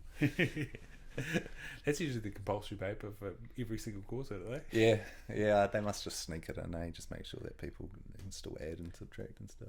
Well, it's important though, because if you're at university, you're supposed to be able to understand significance of things. Yeah, well, you need to be able to interpret things with a relevant level of skill, I imagine. So, looking at, with science, evaluating things and not just taking things at face value and querying things and stuff like that. It's a valuable skill, and critical thinking is argued to be. Why did they get that answer? Oh, there's the data. Oh, yeah, I guess. Or that seems. It's an interesting result. Yeah. And what would happen if you tweak it? Yeah. And things like that. And that's a good way of approaching life and the world, I guess, too. Like looking at things and going like, yeah, that's cool that person got that. Yeah. Wonder what happens if it's slightly different, because we're all different. Yeah. We all have different contexts and stuff, but we all get prescribed similar things. Yeah. It's probably analogous with what I was saying about going to a spot 3 times, and same with that like foundation of knowledge. The first time you really are going, how do I get from A to B? Well, I might see something on the way. Second time you're kind of going, oh, there's a trail. Oh, there's a trail. Oh, there's a trail, and then you start to eliminate them. And then the third time you're probably starting to connect everything up and be calmer. Yeah. Slower, more purposeful, and hey, you might be on to what you're. Confidence, Yeah. That's it. Yeah, you've evaluated things and sort of looked at the best thing for you. Yeah.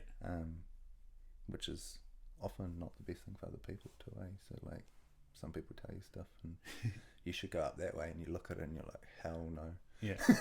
I'm gonna go up that long way. That's way flatter, right? Yeah. Because I got time, not league pistons. Yeah. So some of those other dudes doing those big runs, I probably wouldn't take their general like advice. I take their advice, but I take it with a grain of salt. If they said, "Oh, you could," using loose terms of phrase, like you could just shoot up that hill. I'd be like, bro. Yeah, well, they did the same as our first day today, right? Yeah, I think so. They basically did. Reverse. Yeah, they basically did 3 of those, Yeah. They were fast back in the way. Yeah. But then that's my point. Like, they did 3 of our days, and their sort of long days were what our first day was. So that already tells you, okay, so you're a bit quicker. Yeah, they were obviously into it, What time did we get out? Like today? Yeah. I don't know. It was 12:40. Yeah, I did check. So they left this morning. What did we get to? We're going up though, but still, got to Alpha. Yeah, it was miles different. It must have been 7 or something. I don't know. Yeah. Can't remember, but it was much longer. But those, they've obviously, you can tell they've sort of, it's not their first radio again. Yeah, old mate's done God's Own a few times by then. Yeah, he's got it. You could tell when he was talking to you, like, you got a bit of a list, bit of a repertoire. Yeah, when he say 2007 for the Spates at the end of the Coast to Coast, it's like, oh yeah, that was a wee while ago. Which was interesting, like an IT professional as well. Yeah. He was saying, he's like, I'm an IT professional, and it's like, oh yeah, that's an interesting thing that you're doing these kind of things as well. Like finding that sort of, like we say, that balance. You know, trying to offset things and making sure you cover different bases and stuff like that. And maybe he's just looking for a different challenge. Yeah, but he's obviously giving it a good go. Because he's who said, like, I didn't get into the outdoors till I was 30. Yeah, mid-30s. Yeah, which is interesting because you would think the younger and more youthful you were, the more useful you'd be in the bush. He didn't say what had distracted him before that. Like, I know what distracted me before that. Yeah, same. Yeah. It was playing rugby. I managed to stop boozing up. Yeah. By Christchurch, I still did a bit. Yeah, 14 probably was when I stopped, really. Yeah, I was sort of late to mid-20s. Oh, no, mid to late. Yeah. But sort of. Oh, sorry, so 2014, which was, it was 26, 7. Yep. Yeah. Yeah, so that's...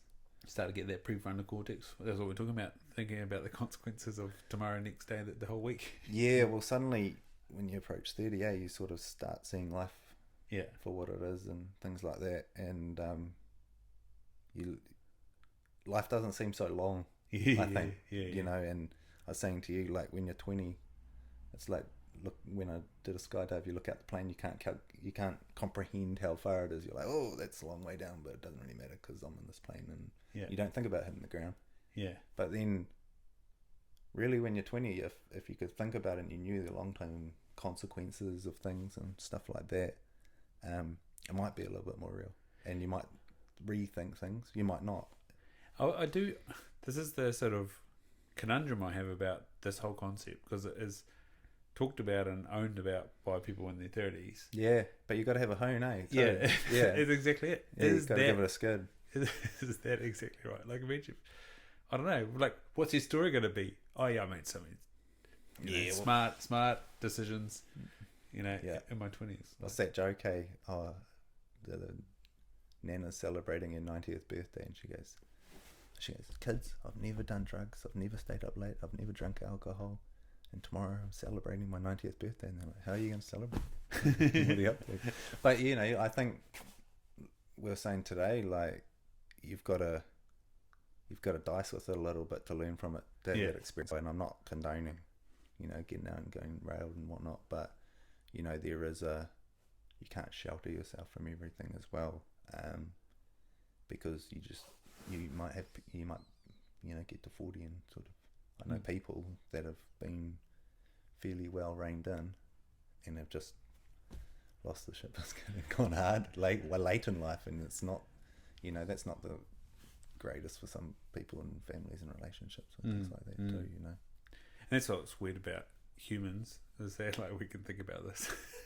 And like, it's strange. You know, can think about your whole life up until now, and then you can also think about what's going to come, and you know, expectations. You know, well, you know, I could do this and therefore this, and then you can live this whole life that might not ever. You know, there's maybe that's the thing. You get enough forks in the road that you end up in a different place, that you start kind of go, well, those sort of things would be good to happen, but I'll keep doing, and maybe that's where they're like doing the little things each day that enhance your life become more apparent, and not letting those things slip becomes, you know, because you know that you can always have those things. Yeah. But if you know, like Friday, you haven't gone to bed early enough on Thursday, so you wake up in the morning, feel rough, you have a tough morning and tough day at work. Yeah. You've pushed back a bunch of stuff that makes you have a good day. Yeah, it's getting, you know, starting up with a full clip's always nice, eh? Like, you want to be sort of up and running, and you learn over time that feels better than having that peaks and troughs. Well, for me anyway. Yeah. I became severely averse to being hungover, because I'd get hungover and I'd get all like mild depression and whatnot. You know, I'd get the anxieties, and I'd sit there and I'd just feel like crap. And I was like, man, like, this is a whole day I feel like this. This is terrible. Like, and sometimes you wake up borrowing from Monday the future, and you've still got it. You're like, oh, come on. Yeah, man. And you got the Tuesday terrors. You did something else you didn't remember. But then you probably do have something to worry about. Yeah, that's right. So, but yeah, you're borrowing from the future, you know, like, and you're sort of like, you stay up till 3 a.m, but you're still going to make that sleep up, so you're going to lose a bit of Sunday and stuff like that, and you start sitting there like, okay, well, what's important? Yeah. And then you find out, like, I don't know. Yeah. How do you find that out? Wow. Well, that's probably what's, you know, small reminder from a dog, and what I said with daylight savings, you know, it's like daylight saving, I've got to think about Billy's circadian rhythm, and when might she wake up, and life doesn't stop, eh? Because you do. Yeah. Yeah, it keeps boxing on, bro, and you don't get that day back. No. And it's definitely something I've found valuable reflecting on. Yeah. But you know, you can be too busy to think about those kind of things as well. Yeah. And people struggle. Yeah. So how do you sort of feel now about the working from home versus being around a team and all that sort of stuff? Like, as you said, you're in a human-centric design, so you got to be with humans. Yeah, so that's not 100% of our work, which is good. But we have trial doing remote design sprints and things like that, doing online ones and stuff like that, you do lose personal interaction. It is good, you can still get it done, but you can't read body language. You're getting like a shoulder up, you can't see what people are doing with their hands, you can't see if you're on Teams and things like that, it prioritizes the most recent speaker. So the loudest voice always rises to the top, and you probably want to see the people that aren't talking to see what they're doing. Now you get, I think you get the Brady Bunch grid. Now you get a few more people in, but you can scope a room as well, and you can. Yeah, that's right. You feel it. Yeah, that's it, man. And so knowing that, and you can't develop those skills if you're working from home as well. But there comes a point where you get really good focus times as well. Yeah. As long as the dog's having a couple and behaving itself. But you can sit there on your computer and just really hash out some work. So it depends what work you're doing. If you're doing something that's relatively, deep work, as they would say, you can just sit there and get stuck into it, and working from home is perfect. If you're doing stuff that's, more people oriented, definitely working. And seeing people is good. We're social creatures. I think a lot about how much social interaction we need. Like, I don't know whether we crave it quite a lot, so we hit up Instagram and things like that, and we always want to see what people are doing and keep in touch because you don't want to miss out. Has dopamine in it. Yeah, man, you want those hits. And see, you're looking through someone else's life through the window, though, aren't you? So it's not too good. Should be see what they're doing. Be like, man, that's cool. Hit them up. How do you do this? Tell me. I want to do it. Yeah, have a jam. But I think getting to see people and spending time with them is good. But and having the solitude is good too as well. Having a bit of time to yourself to sort of aggregate the interactions you've had with people, and sort of we're very highly stimulated people, and being able to sit there and go, oh yes, Ryan said that to me the other day, that was cool, that's an interesting thought, and be able to mull it over without ping ping ping, and you lose your train of thought. It's influencing how you actually feel. Hard to be authentic. So you try to prioritize meditation in the morning. What's your practice? Oh no, so I've stopped the meditation in the morning because I've got the dog. So I do breath work now because I can do it with my eyes open, make sure he's not destroying anything. So meditation in the evenings, when I can. It's in the evenings. I put the dog to bed, come into the lounge, do a bit of a stretch and do a bit of meditation and stuff like that. Sometimes I do it in bed as well too. Rebecca jumped on it a bit the other day. She was doing a bit of guided stuff and things like that. She was doing that in the morning and stuff. So what did you use for that? She was using Calm. I used to use Headspace, but I was tinnas, so I only got like the 1 to 10 beginner lessons. But it's good. It's really good to give you that taster. And I think people have that weird, you hear meditation, you're always like, oh, hippie, woo. Did you extend the space of being in meditation, or still wandering mind? What's that? Did you extend the so you do the focus like sensation, because I remember I was telling you about that place we went to in Auckland, north of Auckland. So like they taught me this thing where you focus on the sensations of your body and observe them with equanimity, and which is basically not deciding if they're good or bad. You just notice them and just go, that's cool. And doing that, so I do a bit of that. It takes a while to build it up, so if you don't continue the practice, it's hard to do. So you did, what did you say, 10 days? 10 days. I still can't get over it. Yes, neither can I, bro. I was like, I'm still scared to go back. I was like, both nights I was thinking about it. I was like, 10 days. It was funny. It's a lot longer than a week, man. It's so much longer. When you said like that I was so determined to do it, I was like, that's probably the attitude I'd take. But I'm still unsure. Determination gets you so far. Because with running, I was very determined, but I was still going, what are you doing? You don't need to prove this to anyone. That voice would get very loud after not talking for 2 days. Only voice you hear, bro. Go home. Plus, if you got your spare keys, just jump in your ute and go. You get your wallet back later. It was weird. So it started off Me and the bro were smashing back a few beers at New Year's, and he goes, "Have you heard of this thing? There's this meditation retreat you go to, and you're not allowed to talk, you're not allowed to look at anyone, you're not allowed to make any gestures." And then I was like, "Oh, whoa! Like, how hard would that be?" And we're like, "Yeah, we should do it." And yeah, we should do it. Have another beer. It'd be easy. Yeah, because we'd be quiet all the time. Yeah, and then I sort of mulled it over, and I was like, "Hey, could I do that?" Like, and I was like, "Oh, maybe I'll give it a crack." And he couldn't turn up because of his work or something like that. He didn't have leave or something. So I was like, "No, I'm just gonna book it. I'm just gonna go up and do it. It'll be a bit of a laugh, And I just want to see if I can do it." Yeah. And then you read the thing, and you're like, you're eating a vegetarian diet. You don't get fed dinner. Oh no, you get a piece of apple or something for dinner. Right. A cup of tea and a piece of apple. And you're not allowed to do any physical exercise because that'll be distracting to other people. You can't kill anything, which is probably fair, because it's a sort of Buddhist oriented thing, and they don't force the Buddhism onto you, but they, you take these agreements when you start, and you don't hang out with any females or anything like that kind of stuff, and you're segregated in your room. But you wake up at 4 a.m. Yeah.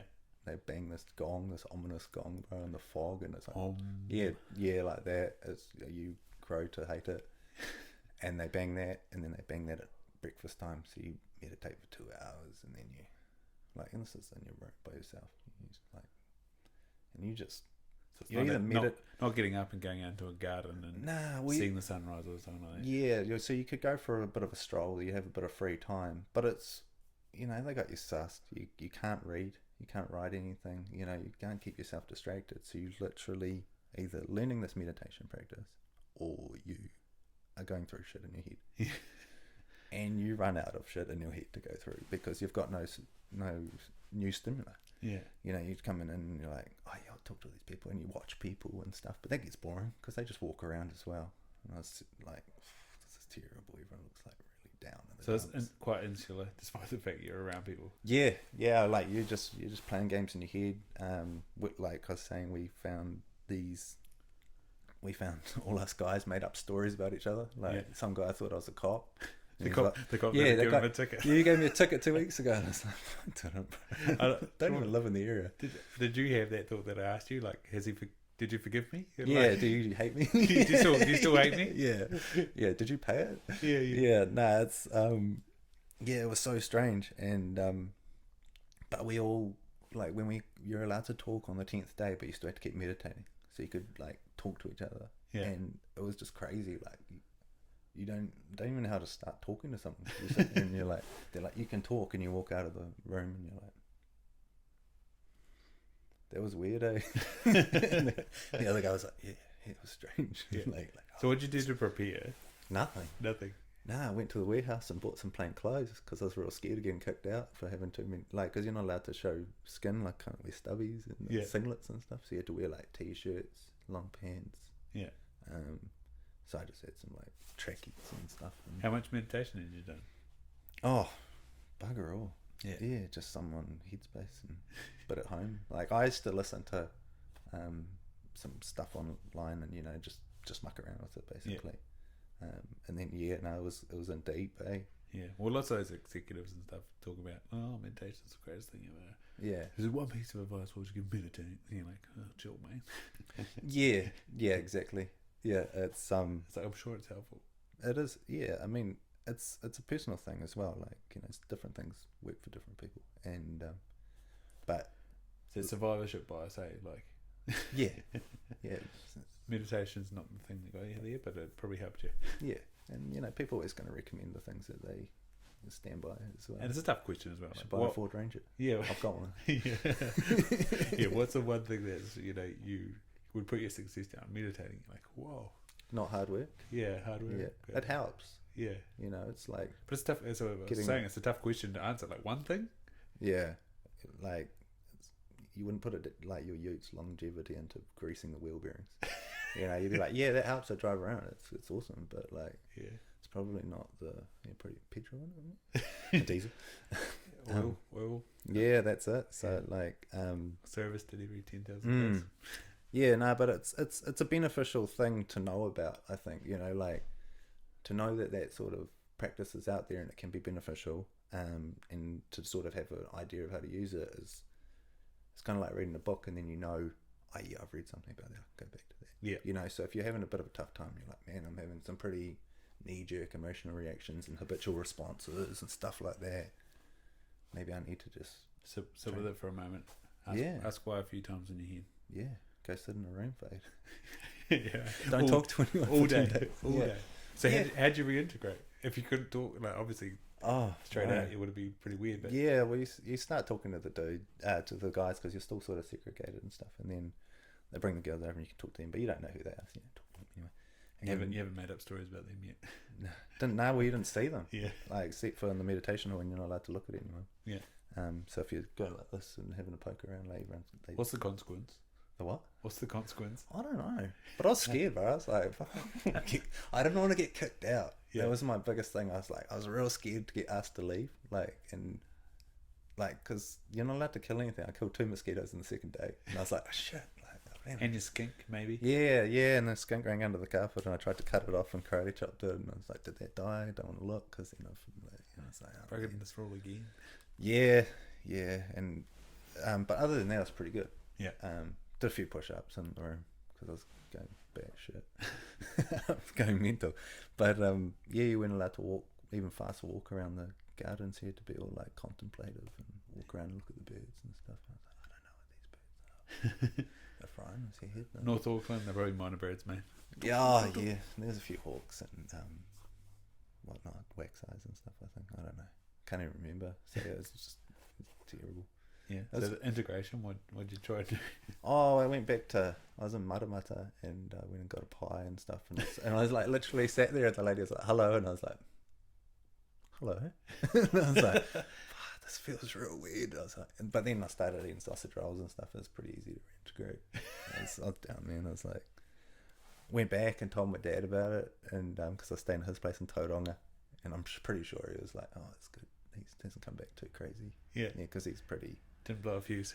Yeah, he's pretty old school, eh? So like your son turns up and goes, I'm going to go to this place and it's like a Buddhist thing and I'm going to we're not going to talk for 10 days. And he's like, okay, cool, mate. You thought he was worried you're joining a cult, eh? Yeah, I thought he'd be sort of along those lines, like, yeah, can I have the name and address of who you're going to be and stuff. But yeah, it was all good. It's a nice break because I think often we are really overstimulated and we don't get time to think about things. And when you sit there for 10 days, you think about dumb stuff at the start. You're like, oh, what am I going to get for a feed when I get out? And then you're like, what's this guy doing over there? And you're like, but then you stop thinking about that trivial stuff and you get to real serious things that you've been procrastinating. And you come in and you're like, oh man, I've got nothing to think about except for the stuff that I've been putting off thinking about for years. And you have to deal with it or it sits there. And like you were saying, some dude online had a real hard time. Tim Ferriss. Yeah, Tim Ferriss is saying, he's hating it. And I can see that, like, because it drags you down because you're like, oh man, I've only got this stuff that I haven't been facing for X amount of time. But so you have to go through that. And that was like day 8 for me. And I was like, man, I've got my spare keys. I could just jump that gate, just gap it, just go. And I was like, no, just stick it out. You've only got 2 more days. But it was breaking point, and like a lot of people really struggle with it for that reason. But it forces you to go through those things and work through them. Yeah. Because you literally have no other distraction. I was sitting there trying to carve things with sticks and stones and stuff, and people were making little sandcastles and shit, losing their mind. But it's valuable in that aspect, and it gave you a lot of time to think about things in the future and sort of what was important. And I'm happy I did it. I didn't do it this year. Might do it again, but it was taking the time to sort of stop and think about what's valuable for yourself and things like that. It's quite good because we live in a fast-paced world and we're constantly buffeted by suggestions of who we should be or what we should have and things like that. So It's good. It's free. Yeah. What? Yeah. Well, would you pay? So you can do it, and They're feeding you. And vegetarian food, which is hard on the old body if you're used to steaks. yeah, true. Be a little bit of a detox. Still thankful though. Thankful for them feeding me. Was there any prayer around there? No. No. I don't think so. I don't remember because I was sort of a bit. I come from a historically Christian background, and I was a bit sus. Yeah. You know, I was kind of like, what's this? You know, I don't want to be like inducted to know Buddhism.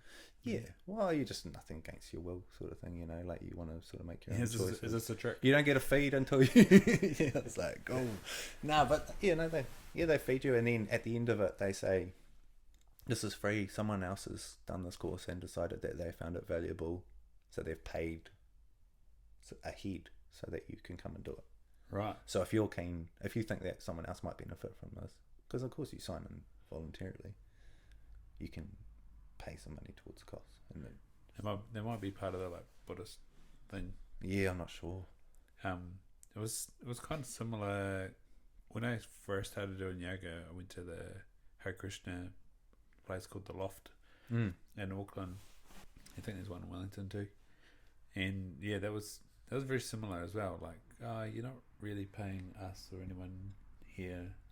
It's donating. Just a donation's good. And you're like, what? Like, yeah, it's unusual for it. Like, from a transactional society.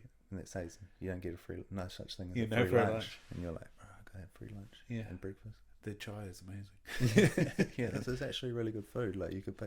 Yeah, people would pay for this. that was that's vegetarian as well. So there's like milk and cheeses and stuff. Yeah. We got to hone into a bit of that. Yeah, nice. Yeah, it was right. You said deep work there.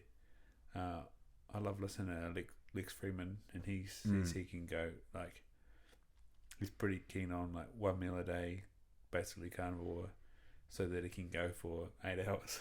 Yeah, he's a weapon, too. But he does other physical things too, and goes hard.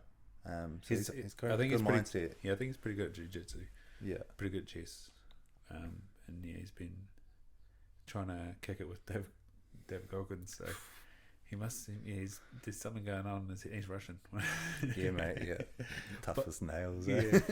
But like, what are some of the tools that you use to stay in that zone? Like, I think he's trying to write code about artificial intelligence and trying to get to consciousness. Yeah, he's switched on. It was interesting. I actually listened to a book by Cal Newport called Deep Work, and he was talking about like the historical significance. Like, I think those two have done a podcast. Yeah, like Benjamin Franklin or whoever it was used to bugger off to his little cottage or something and keep himself separated from people so he could get into these workflows and things like that. Yeah. Which is interesting because he would have had in his days even still distractions, right? But they have these different processes that they get into and stuff like that. It's been a while since I've read the book, but the one with Stephen Kotler, he talks about it a bit, like getting into the deep flow, and working through that. So he's talking about flow states, and you can go into that for a long period of time.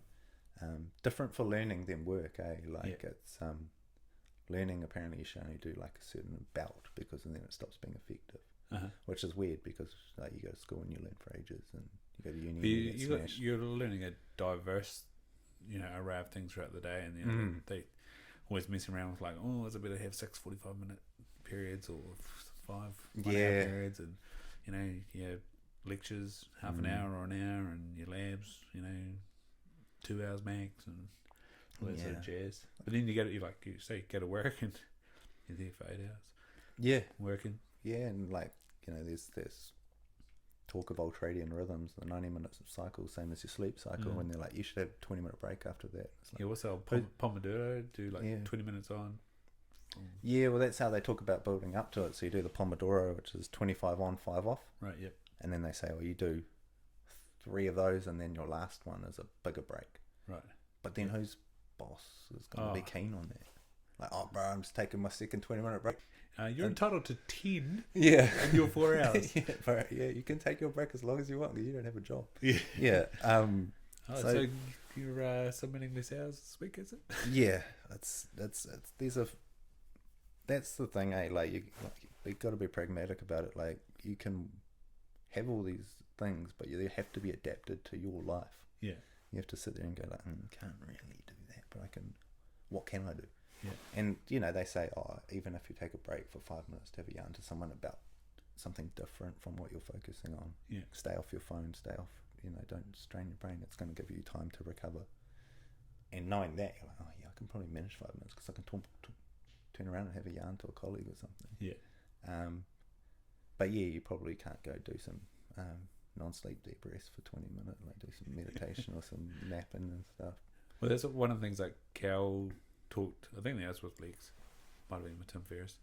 They're talking about the evils of email and stuff like that, and basically he doesn't check emails and stuff, but because he does go through like the evolution of email, and now email has become this, like, I don't know, hook, and so everything needs to be run through email, whereas no one wants to have a meeting either, and that's where you got products like Monday, like just dump it all in there, and on Monday we can there's the agenda for the week.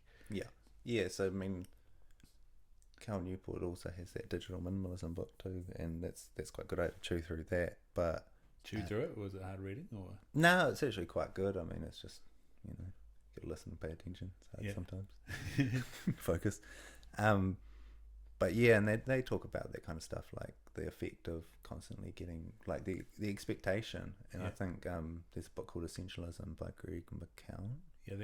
That's right. Yeah, and he talks heaps about emails and things like that too, and sort of like making that space for your time. And I sometimes block time out of my calendar. Or is your work pretty through the day? There's a stream of emails that need action. Nah. Yeah, I'm lucky like that too. I say that, my boss will probably listen to this and be like, yes. But when I email you, I want you to be notified and sort of that get onto it stat. But it's not like in reality. Like if you set that level of expectation with someone, and I firmly believe that when you go, I check my emails at this point, at this point, at this point, because that makes me more productive. Yeah, I get work done better. What are they going to say? Like, oh no, we want you less productive, and just reply to those emails. Yeah, because chances are they're not as urgent. Like we all want to be attention first. Like if I send an email, I'm like, oh shit, when are they replying? But then if someone sends an email to me, I'm like, that's not important. I'll get back to you tomorrow. And it's fine usually, but we have this expectation now. And I think when you manage it, you actually perform better anyway. Like I started taking naps at work. And once I talked to people and said, like, look at the science, like they say it's cognitively restorative. People that do it perform better in the afternoon. And it's an unpaid nap anyway. Yeah. So you're like, and then people are like, oh yeah, we'll go for it. Who cares? And it's mint. But if you said to someone like, if you got caught having a nap, it looks really bad. But if you bring it to the attention of the person and say, I'm doing this because it's a productivity thing, I want to be more effective. I don't want to get tired on the way home. But can I have an officer to have a nap? Yeah. No, I don't ask. I just book one. Yeah, it's good. People don't have meetings at lunchtime. You shouldn't be. Yeah. Because that again, you got to protect your time. And I know that some people work through their lunches and stuff like that, but I firmly believe you're going to perform better if you don't. Yeah. Yeah, you got to look after yourself. So are you doing, when you're in the sort of project management phase, are you doing research on task when you're doing that? Yeah, so, we do research and stuff. So how do you block out the other things that are on the internet? Close them, bro. Focus mode. On the phone, I use focus mode on my phone now. I've started doing that, so I've got a work one and a personal one. So what is focus mode? Oh, so on Android, you can set it so it'll choose what apps you can use. Good. So you just switch it over, and it'll give me all the work stuff. Can you override it? Yeah. Like you turn it off, but it'll say, oh yeah, you focus for 43 minutes. So you can either play the game. You play the game. You try and build it longer. Gamify. Right? Yeah, mate. And then you can I have a personal one as well, so you can set it, and it'll set. And I don't use that one very much, unfortunately. but you can set it, and I have it set so I can either look at Topo Maps, I can listen to Audible, Spotify, so you can hit podcasts and stuff, books, but not all this other stuff. It'll shut down my Instagram. And just in that conscious thing of you having to turn it off to go use it, you have that conversation with yourself, like, oh, well, that was what after, well, just before I talked to you last time. I read some of your blogs, and I was like, oh, bloody hell, timers on your apps. It's just enough of a conscious, like, that's been 15 minutes, mate. Yeah, I've got this new one now, and it tells me, because I set a screen time goal 2 hours a day, and it tells me how much I miss it by or make it by. And I got it today, and I was like, it's like, you used your phone X amount of 4 hours less, and I was like, wow, that's amazing. I was like, no, it's not, I was in the bush. I was like, it's not so good. But yeah, it's good to, those kind of things to keep you accountable, and they keep you on task. And so keeping the phone away, and then I just close off. I have a dedicated browser for certain applications because they perform better on different browsers. So I'll close off Google Chrome. And so I won't have Instagram, no Facebook, and stuff like that. And then just get into it and set the Pomodoro timers. Get my 25 minutes out, but then not go back onto the stuff. What do you try to achieve in your 5 minutes? Drink water? Yeah, drink water, go to the bathroom. Eat some food. Stuff like that. Yeah, just basic stuff, stuff that's not looking at a screen. And I find it really useful because I'm like most people, you get really distracted real easy. Yeah, it's fascinating that like Pomodoro exists, and then I don't sort of scientific recommendation, just taking a break. But when parents ask us, well, what should our kids be, kids be doing about screens or reading, it's like, 20-20-20 rule. Like every 20 minutes, look beyond 20 feet, which is 6 meters. Blink for 20 times, 20 seconds. And and it's interesting that something like Pomodoro exists as a way to concentrate for a period of time, and it's like, oh, that's similar. And so maybe it is, as a 6, 7, 8, 9, 10 year old, they're hearing about this 20-20-20 rule for not being short-sighted, but then they get into high school and start studying for exams, and Pomodoro comes up and says, oh, it's kind of like that 20-20-20 rule. I've been doing that. Yeah, and it's hard when you're young too, because I struggle to see the value in things. Like when you're doing things, you're like, I don't see the point of this. You're like, oh, this will help you study it better, and you're like, yeah, but who cares? But trying to find that right thing, like to adapt it to, like if you sit there and go, find out that someone likes playing PlayStation, you're like, well, if you do 20-20-20 rule, or take a 5-minute break, you're going to be sharper the next 25 minutes, so you'll play better. And then suddenly you're like, oh, well, actually, I do like playing good. Maybe I'll do that. But then you've got that lesson, right? And throw in, like, go for a walk, go run around the house, go jump on the trampoline. Bang out some push-ups. Bang out some push-ups. Then you get blood flow, and then you're even better. And then you'll also be, after your next break, because you've had that blood flow, you'll retain a lot more. And then you throw in the, like, if you then have a sleep and play again tomorrow, you're going to be better again because you would have mapped that out a whole much. You would have got all that information downloaded, and you've learnt all the lessons of the day, and you'll be into it. So you're sort of saying about trying to get those tools to the 20-year-old or the teenager. That system or human design, like here's the product over here. Here's how it applies to your life. That's right. And put yourself in their shoes, well, you can. That's the thing. Like, if you're going to try and get someone to voluntarily do something, they have to see the value in it. Like, it's not, you already know the value. That's why you're trying. Well, unless you're trying to fob something off to them. But if you've got something good that you're trying to get them to do, and you're like trying to instigate some change, they've got to see the benefit in them for them, and it's not always clear for people. No. And so you have to sort of perspective take to think, well, what do they see as important, and things like that. And you might not agree with what they see as important, but you can still convey the mechanism. So they know the procedure, and they're like, oh yes, I do this. And that's what we were saying yesterday. I was talking to that guy at the hut, and I was saying, you have conversations with your kids at the dinner table, they reckon it's a very good thing because it opens up that channel of communication for other things. Yeah. You know, so you have that and they understand that you can have that conversation and things like that. So you're just normalizing taking a break and things like that. So you get better at this. But then you're like, when you come to something else and you're like, oh, I'm really struggling with this, maybe I need to take a little break, do a few push-ups and things like that. It's gonna, you know, it works. Yeah. But trying to adapt it to people that aren't your age group and aren't doing the same things that you're doing, it's hard because you've got to change it up. Yeah, and it's weird. Like when I think about all this sort of stuff in my own life, I think I got this book called The Winner's Bible at about 12, and so I created one. I had a photo of Michael Klim on the front of it. So Michael Klim was this Australian swimmer who's in the same sort of era as Hackett and Thorpe, or more Thorpe rather than Hackett. Yeah.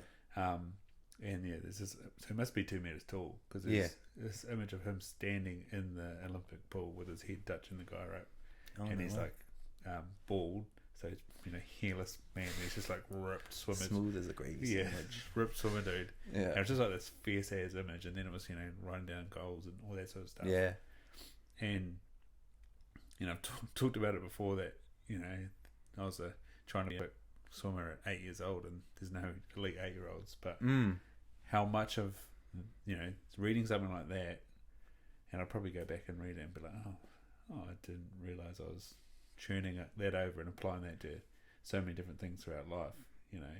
But I don't know who gave me that book.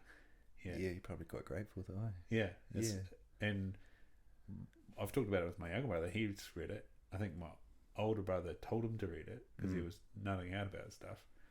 And yeah, it's just a weird part of your life that you don't know where it was and how it's influenced and shaped it. Yeah, and that's the main thing about things like podcasts and stuff like that too, because people aren't readers. Yeah, they still get that perspective, and they still get that information and things like that, and it's in a different format in which it might be a bit more interesting to them. Yeah, and even like book form. So like there's audio books. I can't remember who it was saying the other day that they almost don't read books anymore. They like to hear the conversation around the book. Yeah, so like same with you've got both Jordan Petersons there. I love hearing people have the conversation around. Whack this light on, bro. Yeah, we'll so we don't fade away. Didn't do much, did it? Yeah. Yeah. Hear the sort of the worth and the reasons behind why they shared that. Yeah, it's always good to hear the story, because you can sort of get the context and think like, oh yeah, and it's that little, I don't know, you can sort of think, you know, you get a bit of an idea of like, oh yeah, I could maybe, you know, maybe that is feasible, and like you hear the background, when you don't see like, you go see Ian Thorpe and you're like, oh yeah, he's a mad swimmer, but you don't see like the first time he swam. Yeah, or even like, again, Tim Ferriss talking to Grant Hackett. You know, you see Grant Hackett just like doing unbelievable things for 1,500 meters of swimming, and you're like, that is nuts. And then, so the podcast is like Grant and what's the American young dude that was awesome? Oh, Ryan. No, not Lochte.